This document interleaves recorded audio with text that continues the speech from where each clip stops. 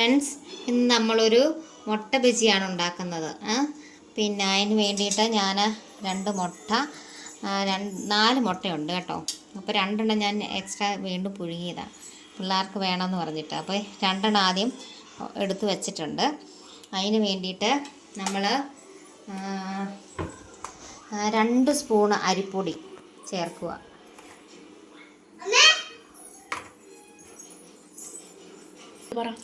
ഇത് കടലമാവാണ് ഞാൻ എടുക്കുന്നത്. കടലമാവ് ഒരു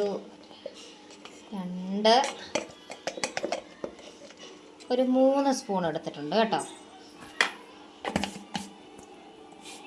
ഞാനൊരു കുറച്ച് ഉപ്പ് ആഡ് ചെയ്യുന്നുണ്ട്. നിങ്ങൾക്ക് എത്ര വേണോ അതനുസരിച്ച് ഉപ്പ് നിങ്ങൾ ചേർക്കാം കേട്ടോ. പിന്നെ കുട്ടികൾക്കായതുകൊണ്ട് എരിവ് അധികം വേണ്ടായിരിക്കും. എരിവിനനുസരിച്ച് എങ്ങനെയാണെന്ന് വെച്ചാൽ കുറച്ച് മുളക് പൊടി, ഞാനിത് പിരിയൻ മുളക് പൊടിയാണ് എടുത്തിരിക്കുന്നത്. അത് ഞാനൊരു സ്വല്പം ഇട്ട് കൊടുത്തു. പിന്നെ ഒരു ഫ്ലേവറിന് വേണ്ടി കുറച്ച് ഗരം മസാല പൊടി ചേർക്കുവാണേ. ഇഞ്ചി വെളുത്തുള്ളി പേസ്റ്റ് ഇത് ഇതിനകത്തിൽ ആഡ് ചെയ്യുന്നു. ഞാൻ കുറച്ച് വെള്ളം ഒഴിച്ച് കുറച്ച് വെള്ളം ഒഴിച്ചാണ് നമ്മളിത് മിക്സ് ചെയ്തെടുക്കുന്നത്. കുറച്ച് വെള്ളം ഒഴിച്ച് മിക്സ് ചെയ്ത്, കട്ടയായിട്ട് ഇങ്ങനെ കിടക്കാൻ പാടില്ല, കട്ട കിടക്കാൻ പാടില്ല.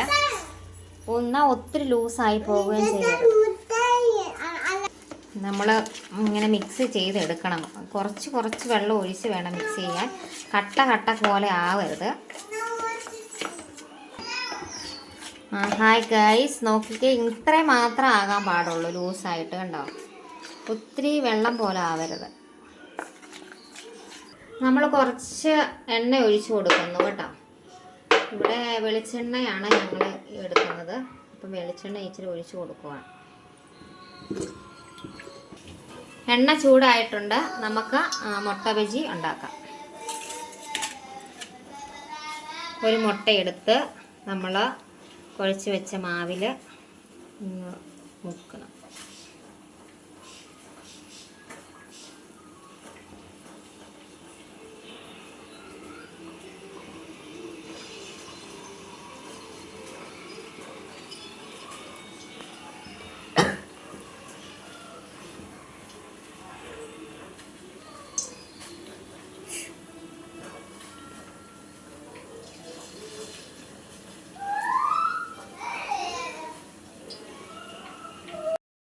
ഇങ്ങനെ ഫ്രൈ ആയിക്കൊണ്ടിരിക്കുന്നു.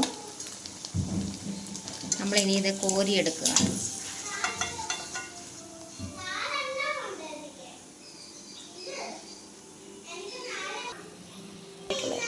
നമ്മൾ അടുത്തത് ഒന്നുകൂടി ഇടുവാണ്. ഈ മുട്ട ബജി ഏകദേശം നമ്മൾ റെഡിയായി. ഇനി കുറച്ച് ആറിയിട്ടേ കുഞ്ഞുങ്ങൾക്ക് കൊടുക്കാൻ പറ്റുള്ളൂ.